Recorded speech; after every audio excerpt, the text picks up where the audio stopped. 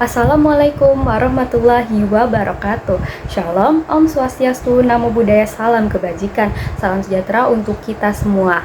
Perkenalkan, saya Hafsya Remadhani Halim dari Program Studi Pendidikan Sosiologi Universitas Negeri Jakarta dengan NIM 14056255097.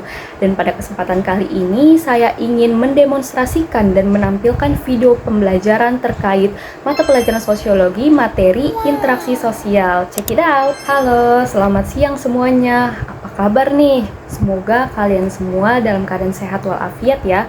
Dan semoga kalian semua masih semangat nih untuk mengikuti pembelajaran kita pada hari ini. Nah, kira-kira ada yang tahu nggak ya kita hari ini mau belajar apa? Ayo.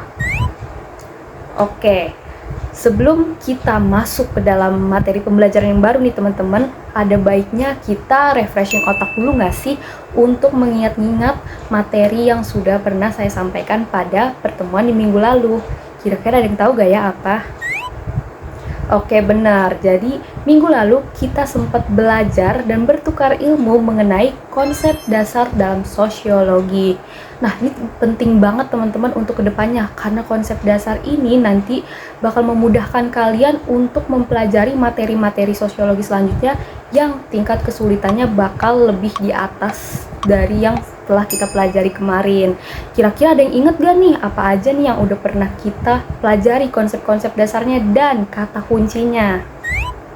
Oke, minggu lalu kita sudah belajar mengenai interaksi sosial, terus juga sosialisasi ya benar, terus juga ada struktur sosial, perubahan sosial, dan masih banyak lagi. Itu semua dipelajari konsep dasarnya dan harus diingat nih teman-teman kata kuncinya.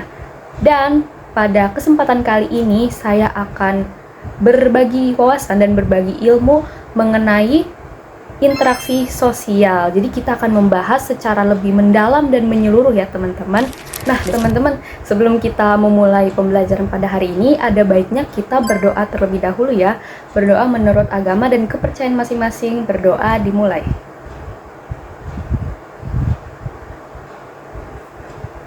Berdoa selesai. Oke, udah siap belum? Udah siap belum? Nah, ini baru aja langsung kita mulai video pembelajarannya. Oke, ini dia materinya dan teman-teman bisa nyaksiin ya di PPT materi ini, yaitu mengenai interaksi sosial. Nah, ini adalah materi sosiologi kelas 10. Tanpa berlama-lama langsung aja kita mulai ke materinya. Let's go. Oke, sebelum kita mulai ke dalam materi pembelajarannya, kita perlu tahu dulu nih, kita mempelajari materi ini tuh tujuannya untuk apa sih? Apakah ada sesuatu yang perlu kita capai gitu? Nah, tentunya ada dong teman-teman.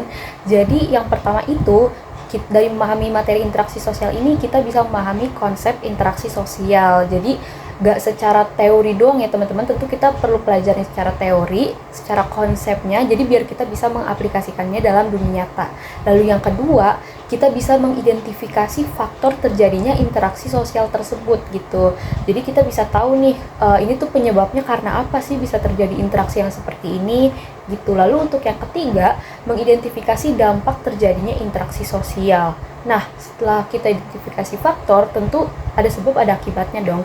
Jadi kita perlu tahu juga apa dampak atau akibat atau efek atau reaksi gitu yang dihasilkan dari adanya interaksi sosial tersebut. Lalu yang keempat, mengklasifikasi bentuk interaksi sosial. Nah, teman-teman ini perlu dicatat karena bentuk atau jenis interaksi sosial itu tuh ada banyak sekali. Makanya kita mempelajari materi ini tuh supaya kita semua bisa mengelompokkan dan membedakan jenis-jenis interaksi sosial yang ada banyak tersebut. Lalu yang terakhir, menerapkan konsep interaksi sosial dalam kehidupan sehari-hari. Jadi seperti yang tadi sudah saya bilang, kalau kita nggak cuma pelajarin teori aja, tapi kita juga nantinya bisa mengaplikasikan atau mengimplementasikan teori tersebut ke dalam kehidupan kita sehari-hari, baik itu kehidupan di rumah, lingkungan sekolah, maupun lingkungan masyarakat yang secara luas. Nah, selanjutnya sebelum kita masuk ke dalam inti materi teman-teman, ayo diskusi. Kira-kira nih teman-teman, dari dua gambar ini, apakah kedua gambar ini, gambar pertama dan gambar kedua, termasuk interaksi sosial? Boleh tolong dijelaskan nih alasannya kenapa? Oke teman-teman, bener banget nih. Jadi dari gambar pertama dan gambar kedua itu masuk loh ke interaksi sosial. Loh, kenapa? Emangnya ada kontaknya ya, ada komunikasinya gitu ya? Jawabannya untuk gambar pertama ya, ini adalah gambar antara sang ibu dengan anaknya. Kenapa bisa disebut sebagai interaksi sosial gitu? Karena teman-teman, ini nanti ada kaitannya dengan materi yang bakal kita bahas. Ada terjadi kontak mata ya, atau eye contact antara matanya si ibu dengan si anak. Makanya ini bisa disebut sebagai interaksi sosial karena adanya kontak tersebut. Terus juga ibunya itu sambil menggendong, jadi ada kontak fisiknya teman-teman. Terus biasanya ibunya ini sambil senyum, atau biasanya ibu-ibu ke anak itu kan ada yang sambil ngobrol, ngomong, bercandain gitu ya, dan biasanya ada respons anak yang tertawa seperti itu. Nah, itu bisa termasuk dibilang interaksi sosial. Lalu untuk gambar yang kedua, ini adalah gambar bahasa isyarat ya teman-teman. Jadi bahasa isyarat ini kenapa kok bisa disebut sebagai interaksi sosial? Karena ya teman-teman, bahasa isyarat ini meskipun kita tidak berbicara secara langsung melalui verbal ya atau mulut gitu, kita bisa yang namanya menyampaikan pesan ya atau komunikasi itu melalui simbol-simbol, atau sebagai tambahan informasi ada namanya teori interaksionisme simbolik. Jadi berinteraksi melalui simbol-simbol. Nah, gerakan tangannya ini, misalnya huruf A seperti ini atau huruf B seperti ini, itu adalah sebuah isyarat, simbol. Jadi bisa dibilang ada kontak dan komunikasinya itu interaksinya melalui simbol-simbol tangan tersebut gitu teman-teman. Sampai sini apakah ada yang ingin ditanyakan atau yang kurang paham? Oke, kalau nggak ada kita lanjut ya teman-teman. Nah, jadi sebelum kita bisa identifikasi faktor, dampak, dan lain sebagainya, kita perlu tahu dulu nih definisi atau pengertian apa sih interaksi sosial itu. Jadi di sini saya mengambil dari dua ahli. Yang pertama itu menurut Gilin. Gilin itu mendefinisikan interaksi sosial sebagai hubungan sosial yang dinamis antar individu, individu dengan kelompok, atau antar kelompok. Jadi hubungan sosial yang dinamis itu kan berkembang gitu ya. Jadi dia nggak statis atau ngestak di situ-situ aja, dia itu bisa berkembang seiring berjalannya waktu. Baik itu individu dengan individu, individu dengan kelompok, ataupun kelompok dengan kelompok. Lanjut, menurut Surjono Sukanto, interaksi sosial itu adalah proses sosial tentang cara individu atau kelompok berhubungan untuk membangun sistem dalam hubungan sosial. Jadi menurut Surjono Sukanto ini, interaksi sosial itu ada proses sosial, entah itu individu atau itu kelompok, mereka itu saling berhubungan, saling timbal balik untuk membangun suatu sistem sosial gitu. Kan kita di sosiologi juga ada konsep atau key terms ya, atau kata kunci terkait sistem sosial gitu. Jadi di dalamnya ada individu-individu yang memiliki peran, status, dan fungsinya masing-masing. Makanya perlu interaksi sosial gitu untuk membangun proses tersebut. Nah, dari sini kita bisa tarik benang merahnya nih teman-teman. Atau secara umum ya, interaksi sosial itu adalah hubungan timbal balik atau saling mempengaruhi antara individu dengan individu. Jadi satu orang dengan satu orang lainnya, individu dengan kelompok, satu orang dengan beberapa orang, dan juga kelompok dengan kelompok, beberapa orang dengan beberapa orang gitu ya teman-teman. Oke teman-teman, sekarang kita masuk ke gimana sih interaksi sosial itu bisa terjadi atau syarat terjadinya interaksi sosial ya teman-teman. Nah, ini tuh dibagi jadi dua. Yang pertama itu ada kontak sosial. Nah, kontak sosial itu enggak semata-mata harus kayak kita bersentuhan fisik gitu, enggak teman-teman. Kontak sosial ini makanya dibagi menjadi dua, ada primer dan juga sekunder. Kalau untuk primer, jadi kontaknya itu terjadinya secara langsung, misalnya eye contact, tatap mata atau tatap muka, atau semisal sentuhan fisik, itu terjadi kan secara langsung atau real time ya teman-teman. Lalu yang kedua ada sekunder. Nah, sekunder ini dia menggunakan perantara atau media penghubung, misalnya kayak telepon. Kita menelpon teman kita, tentu ada media penghubungnya, itu misalnya handphone atau telepon rumah. Dan juga bermedia sosial, kita pakai perantaranya itu untuk mengakses informasi di media sosial, kita pakai yang namanya bisa handphone, laptop, komputer, dan lain sebagainya. Itu adalah perantara. Dan sebagai tambahan informasi ya teman-teman, kontak sosial sekunder ini terbagi menjadi dua. Yang pertama itu ada sekunder langsung, dan yang kedua itu ada sekunder tidak langsung. Bedanya apa? Nah, ini perlu dicatat. Jadi teman-teman, kalau kontak sekunder langsung itu kontaknya terjadi saat itu juga. Jadi misalnya ya teman-teman, kita ingin menelpon teman kita melalui video call.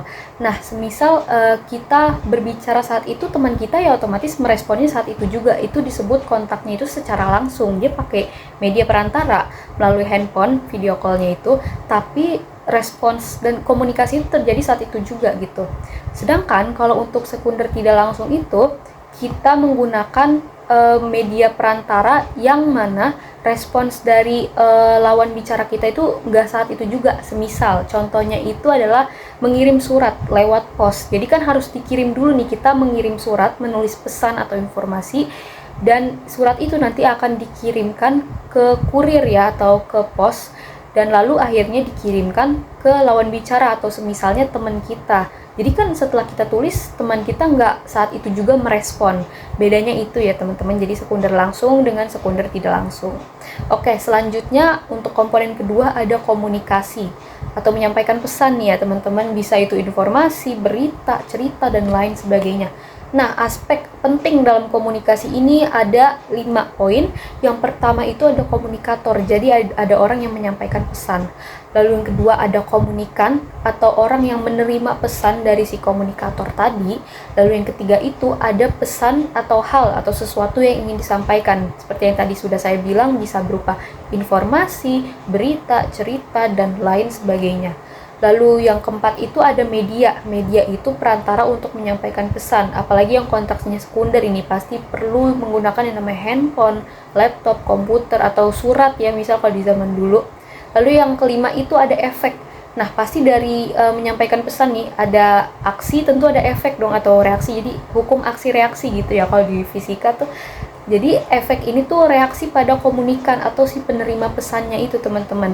Jadi apa yang diharapkan gitu reaksinya dari si komunikan. Misal si komunikator menyampaikan berita duka atau berita sedih, ya otomatis efek atau reaksi atau ekspresi pada si komunikan atau si penerima pesan itu tentu ya sedih gitu, ikut berduka cita, seperti itu teman-teman.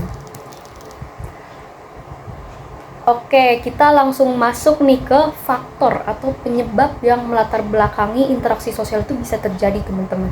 Nah, di sini tuh yang pertama ada imitasi. Imitasi itu adalah meniru gaya, penampilan, atau perilaku orang lain. Jadi nggak semendalam itu ya, paling cuman kayak misal gaya bicaranya atau cara dia berpakaian atau cara dia memotong rambutnya dan lain sebagainya. Misalnya nih sekarang banyak banget kan ya idol K-pop yang model rambutnya tuh bermacam-macam lah, kayak misal wolf cut atau seperti di gambar ini kan ya, ada gambar Karina Aespa dan Ryujin Itzy. Nah, mungkin ada banyak di luar sana ya orang-orang yang mengikuti gaya rambutnya mereka gitu. Nah, itu disebut sebagai imitasi, teman-teman. Selanjutnya, faktor yang kedua ada identifikasi. Singkatnya, identifikasi ini tuh imitasi yang mendalam, yang lebih mendalam. Jadi kayak level 2-nya. Level pertama itu imitasi, level keduanya itu identifikasi. Jadi seseorang ini meniru secara mendalam dan menyeluruh. Misalnya dari penampilan fisik, karakter, sikap, pola pikir, kebiasaan, terus cara dia berbicara atau nilai-nilai atau kebiasaan yang dianutnya. Jadi benar-benar dia tuh menjiwai tokoh atau karakter yang dia tiru itu. Misalnya nih, dulu kan banyak banget ya anak-anak yang nonton Naruto. Siapa sih yang nggak tahu Naruto gitu kan. Nah, karakter Naruto ini tuh terkenal dengan sikapnya yang pantang menyerah. Dia pengen jadi Hokage gitu kan, tapi dia punya gaya berbicara yang blak-blakan dan asbun gitu ya. Mungkin yang suka nonton Naruto nih tahu nih. Nah, banyak dari anak-anak yang nonton serial ini tuh jadi ada yang ngikutin cara dia lari gitu kan, yang kayak ninja. Terus juga ada yang anak-anak yang bocil yang suka asbun gitu ya, asal bunyi. Tapi ada juga yang mungkin kayak ngikutin sikap pantang menyerahnya dia. Misal pengen ngeraih cita-citanya sebagai dokter, atau dia tuh pantang menyerah buat dapetin ranking 1 di kelas, misalnya kayak gitu. Jadi sebenarnya teman-teman ya, semua faktor-faktor itu bisa berdampak positif atau enggak negatif gitu, tergantung gimana kita melakukan atau menyesuaikannya. Baik, selanjutnya ini yang ketiga ada simpati. Kita sering dengar ya simpati itu Jadi kalau secara sosiologi simpati itu didefinisikan sebagai ketertarikan untuk memahami orang lain. Jadi ketertarikan di sini tuh dia nggak sebatas kayak baper atau kayak misal suka sama orang, enggak teman-teman, lebih dari itu ya. Jadi ketertarikan ini kita tuh tertarik, penasaran untuk memahami perasaan orang lain atau apa yang dirasakan orang lain. Misalnya kalau kita ngelihat teman kita habis lolos UTBK gitu, otomatis kita kan mengucapkan selamat ya kamu udah lolos gitu-gitu kan. Nah itu yang dinamakan simpati, jadi lewat ucapan teman-teman. Nah, selanjutnya ini faktor yang keempat adalah empati. Empati ini ibaratnya tahap lanjut lah dari simpati, karena dia ini nggak cuma sekedar ucapan, tapi juga dia dibuktikan dengan tindakan nyata. Jadi dia ini merasakan sesuatu yang dialami oleh orang lain sehingga mendorong tindakan nyata. Dia tuh udah ngerasain, dia nggak cuma ngucapin tapi dia juga ikut beraksi gitu. Contohnya itu membantu korban bencana alam. Mungkin kan kalau misal di lewat media sosial banyak yang ngucapin pray for apa gitu ya, itu simpati. Tapi kalau misal kita ikut menggalang dana atau donasi, itu bisa disebut sebagai empati karena ada tindakan nyatanya teman-teman. Nah oke, yang kelima ada sugesti. Ini juga pasti kita sering dengar ya, sugesti. Jadi secara sosiologis teman-teman, sugesti itu artinya kita terpengaruh oleh pikiran, perasaan, atau pandangan atau pendapat orang lain gitu. Contohnya, membeli produk kecantikan setelah melihat iklan TV yang menyatakan keunggulan produk. Nah pasti mungkin banyak banget ya di kita mungkin habis ngelihat dan nonton iklan-iklan skincare, entah itu di HP ya lewat TikTok kan banyak gitu affiliate atau enggak di TV juga masih ada kan yang mempromosikan itu, dan klaimnya menyatakan kalau produk ini tuh bisa mencerahkan kulit secara alami dan lain semacamnya. Dan mungkin diantara kita itu pasti ada yang ikut terpengaruh gitu, tersugesti pikirannya, akhirnya membeli produk tersebut karena yakin kalau beneran bisa mencerahkan kulit secara alami. Nah itu adalah sugesti teman-teman. Oke, setelah kita tahu nih apa aja yang menyebabkannya, kita perlu tahu juga dalam mengkotak-kotakan atau mengelompokkan bentuk-bentuk jenis dari interaksi sosial ini. Sebenarnya secara garis besar ya teman-teman, interaksi sosial ini dia terbagi jadi dua, ada asosiatif seperti yang ada di layar dan juga ada disosiatif.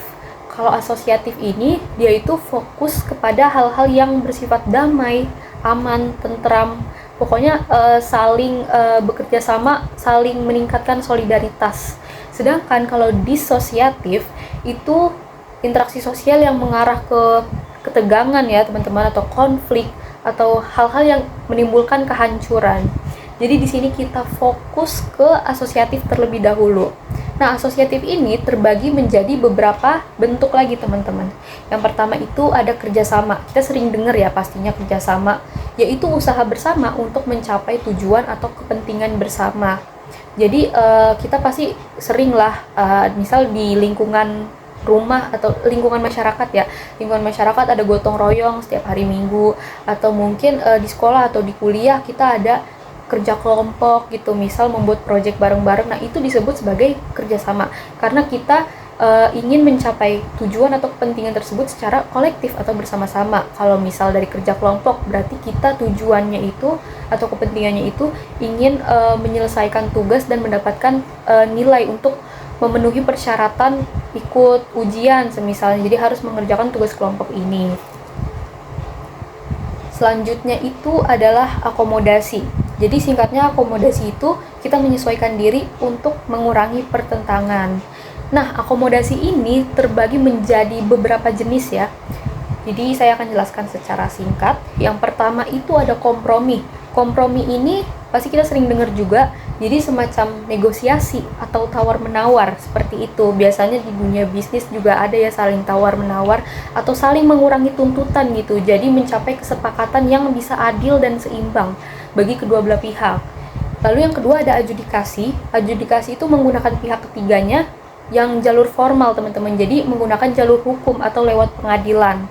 Lalu untuk arbitrasi, pihak ketiganya itu bukan jalur hukum ya, jadi nggak formal, ini pihak ketiganya tuh orang biasa yang dia tuh berhak memberikan keputusan terhadap kedua belah pihak ini gitu. Dia yang menentukan keputusan akhir tuh di dia. Jadi mau gak mau kedua belah pihak ini ya harus menjalankan apa yang udah diputuskan oleh pihak ketiganya ini. Lalu untuk yang keempat itu ada konsiliasi. Ini harus hati-hati teman-teman, jangan sampai keliru karena memang ada beberapa yang menggunakan pihak ketiga. Nah, kalau untuk konsiliasi itu sendiri, pihak ketiga itu hanya memberikan saran atau anjuran tertulis. Jadi boleh dilaksanakan, boleh enggak sama si kedua belah pihak yang lagi berseteru ini gitu. Sedangkan kalau arbitrasi itu kan wajib ya untuk dilaksanakan. Nah, selanjutnya ini adalah mediasi. Ini juga menggunakan pihak ketiga ya teman-teman. Tapi bedanya pihak ketiga di sini hanya netral, jadi hanya menengahi yang ditakutkan antara kedua belah pihak ini semakin berseteru, semakin ricuh. Nah, makanya ada mediator ini untuk penengah saja, jadi dia nggak memberikan saran, nggak memberikan keputusan akhir. Lalu ada toleransi, kita sering dengar ya, apalagi di pelajaran PKN, toleransi, kita harus toleransi apalagi di negara yang multikultural ini yang banyak suku, budaya, agama, bahasa, dan lain sebagainya. Makanya kita harus saling menghargai untuk menjaga persatuan dan kesatuan tersebut. Lalu ada koersi, singkatnya koersi itu biasanya pihak yang lebih berpengaruh atau mempunyai power lebih itu memaksa pihak lawannya gitu. Jadi yang lebih dominan ini mendominasi melalui paksaan untuk melakukan sesuatu. Lalu ada yang terakhir, ada stalemate. Stalemate ini nggak ada pemenangnya teman-teman, karena kedua belah pihak itu sama-sama kuat. Maksudnya gimana? Karena antara kedua belah pihak ini dia sama-sama kuat, jadi nggak ada yang mau ngalah, makanya itu nggak ada pemenangnya dan konfliknya itu biasanya nggak selesai, tapi tertahan gitu. Contoh besarnya itu bisa dilihat konflik antara Korea Utara dengan Korea Selatan yang sampai hari ini mereka masih ini ya pro kontra banget gitu. Tapi sebenarnya dari mereka berdua itu ada gencatan senjata yang masih tertahan hingga hari ini, detik ini gitu, dan tidak terselesaikan. Oke, ini ada bentuk asosiatif yang lain. Ini yang masuk ketiga ya teman-teman, ada akulturasi. Akulturasi itu pembentukan kebudayaan baru tanpa menghilangkan ciri khas budaya-budaya asli. Jadi sebuah kebudayaan itu bisa tercipta karena ada beberapa budaya yang saling bergabung atau terintegrasi teman-teman. Tapi setelah kebudayaan baru ini terbentuk, identitas atau ciri khas budaya lama itu nggak hilang teman-teman. Contohnya kita bisa dilihat dari Masjid Menara Kudus. Ini kan merupakan seni arsitektur atau seni bangunannya itu kan antara masjid ya agama Islam dengan seni arsitekturnya itu yang lebih ke Hindu teman-teman. Jadi ini ada gabungan, dia itu tetap masjid, bangunan untuk umat agama Islam, tapi dia seni arsitekturnya itu mengikuti agama Hindu. Nah, ini adalah contoh akulturasi karena ya masing-masing identitas dari dua agama ini nggak hilang gitu, tetap terrepresentasikan. Lalu untuk yang keempat ada asimilasi. Ini adalah kebalikan dari akulturasi ya teman-teman. Jadi kebudayaan baru itu tercipta dari budaya-budaya lama yang saling menyatu, tapi identitas dan ciri khas budaya lama atau budaya aslinya ini hilang teman-teman. Contohnya itu bisa kita lihat dari musik dangdut. Musik dangdut ini kan merupakan gabungan dari musik India dengan musik Melayu. Tapi ya pas kita denger musik dangdut sekarang gimana sih, nggak ada, kurang gitu ya, unsur Indianya di mana, unsur Melayunya juga kurang gitu teman-teman. Oke, sampai sini apakah teman-teman ada yang ingin ditanyakan? Kalau ada silakan ya. Oke, kita lanjut. Sekarang nah, ini adalah bentuk disosiatif. Jadi lawannya asosiatif, teman-teman. Jadi disosiatif ini yang mengarah kepada kehancuran, ketegangan, konflik gitu. Di sini yang pertama itu ada persaingan. Jadi saling bersaing atau kompetisi untuk mendapatkan sesuatu. Yang paling sering kita lihat itu adalah persaingan politik saat pemilu, teman-teman. Itu biasanya lagi panas-panasnya banget, biar ya kita tahu sendirilah, partai politik itu saling bersaing biar mereka itu bisa mendapatkan kursi yang lebih banyak di parlemen, seperti itu. Makanya ada persaingan atau kompetisi gitu. Atau mungkin kalau semisal kita dulu saat di sekolah ya, kalau saat di sekolah itu kan ada si ranking 1 dan si ranking 2 yang saling bersaing gitu untuk mempertahankan untuk merebut ya, lebih tepatnya merebut ranking 1 tersebut gitu. Itu bisa disebut persaingan. Tapi persaingan yang biasanya secara akademik itu persaingan sehat sih teman-teman biasanya.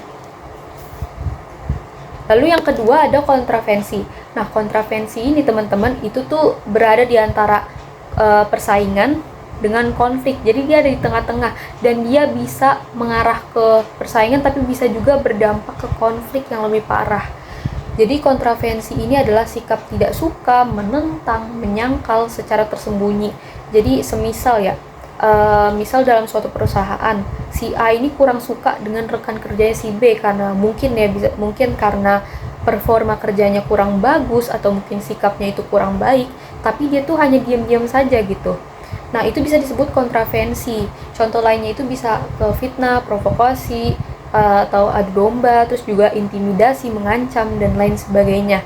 Jadi kalau ini dibiarkan terlalu lama ya bisa saja jadi memuncak teman-teman yang akhirnya mengarah kepada konflik. Oke, ini dia konflik teman-teman yang paling berbahaya banget sih sebenarnya. Konflik itu adalah perselisihan nyata yang disertai ancaman atau kekerasan.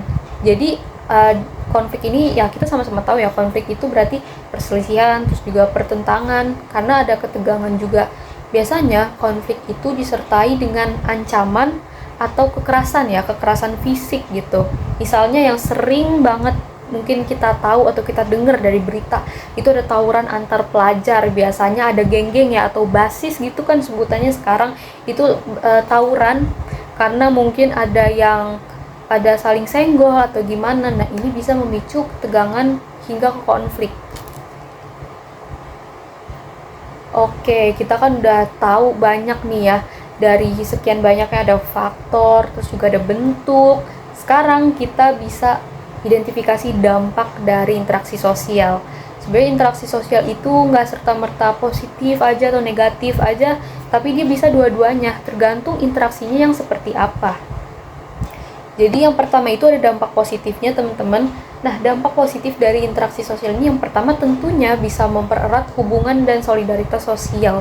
Jadi dengan kita menjalin hubungan dengan orang lain gitu, kita bisa lebih mempererat, menjalin tali silaturahmi yang lebih kuat, terus juga meningkatkan solidaritas atau kebersamaan gitu, yang mana ini bisa menciptakan kohesi sosial. Apa itu kohesi sosial? Coba ada yang tahu nggak?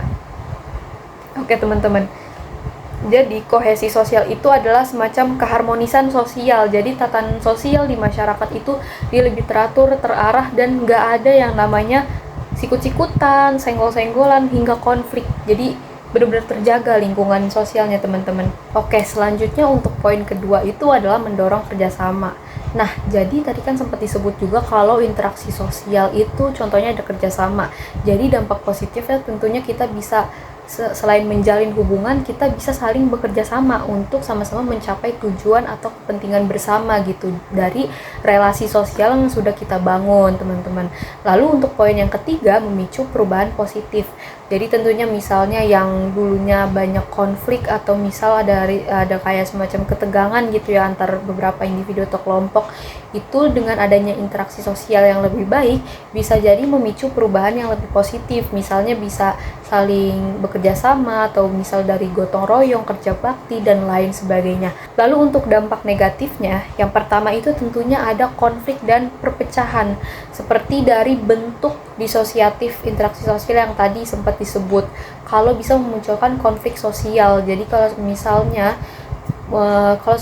interaksi sosial itu terjadi mungkin karena ada ketegangan atau karena faktor lain, itu bisa jadi menimbulkan konflik sosial yang akhirnya bisa memicu perpecahan. Jadi bisa terjadi ada istilahnya namanya disintegrasi sosial, di mana sebuah organisasi atau kelompok sosial itu bisa hancur karena disfungsi. Bisa jadi karena disfungsi sosial, yaitu setiap individu tidak menjalankan peran dengan fungsinya masing-masing dengan baik, itu bisa jadi faktornya.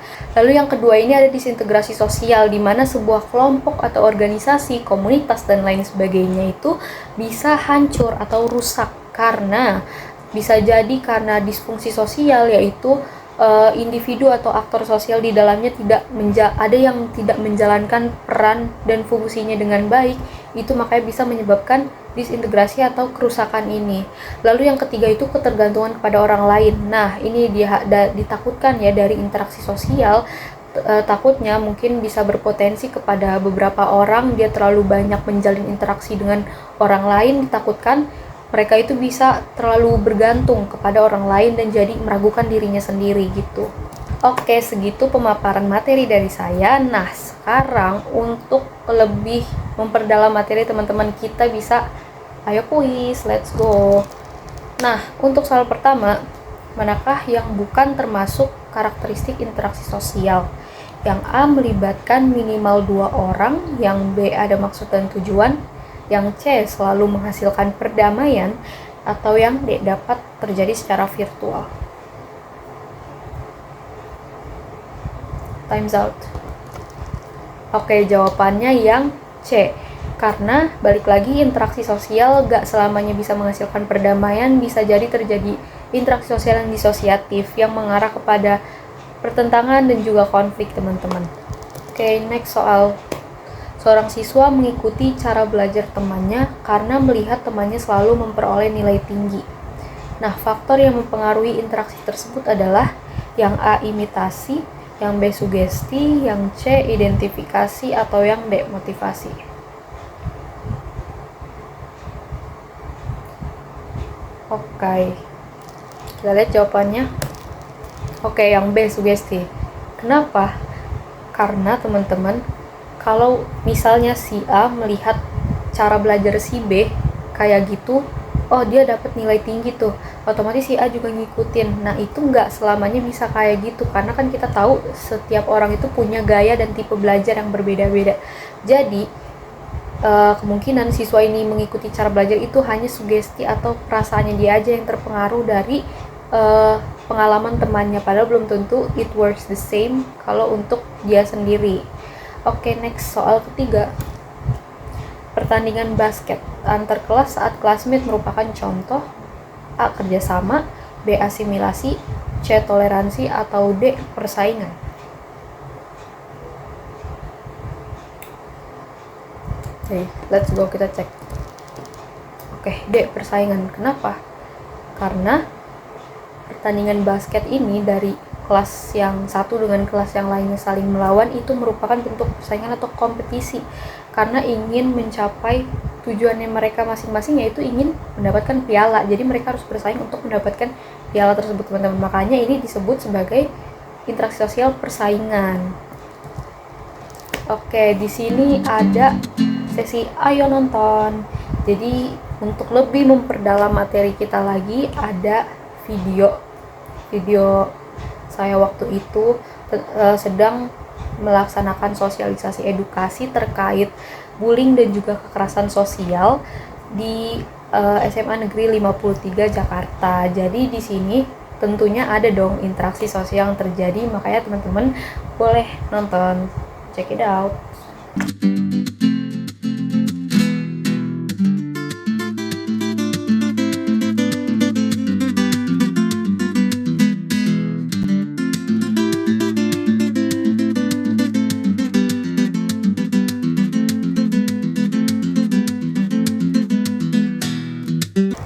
Oke, I'm back. Oke, gimana teman-teman kira-kira dari video yang tadi? Apakah ada sesuatu hal yang kalian tangkap? Nah, oke. Di sini ada ayo nugas. Jadi dari video yang tadi sudah saya paparkan, kalian bisa buat kesimpulan dan juga refleksi dari video tersebut. Terus juga kalian bisa bebas tulisnya per poin atau per paragraf. Oke, sekian. Terima kasih atas perhatiannya. Oke, sebelum kita menutup sesi pemaparan materi pada hari ini, ayo kita sama-sama untuk refreshing dan mengingat apa aja yang tadi kita udah pelajarin, teman-teman. Oke, jadi dari selama pembelajaran materi interaksi sosial tadi, kita tahu kalau interaksi sosial itu merupakan hubungan timbal balik antara individu dengan individu dengan kelompok, ataupun kelompok dengan kelompok, yang mana ada saling terpengaruhi gitu ya. Lalu untuk syaratnya harus ada kontak dan juga komunikasi. Lalu untuk faktornya ada 5, bisa imitasi, identifikasi, sugesti, simpati, dan juga empati. Lalu untuk bentuknya terbagi jadi dua secara garis besar, ada asosiatif dan juga disosiatif. Asosiatif itu di dalamnya ada akomodasi, kerjasama, akulturasi, dan juga asimilasi. Lalu untuk disosiatif ada tiga, dia ada konflik, persaingan, dan juga kontravensi.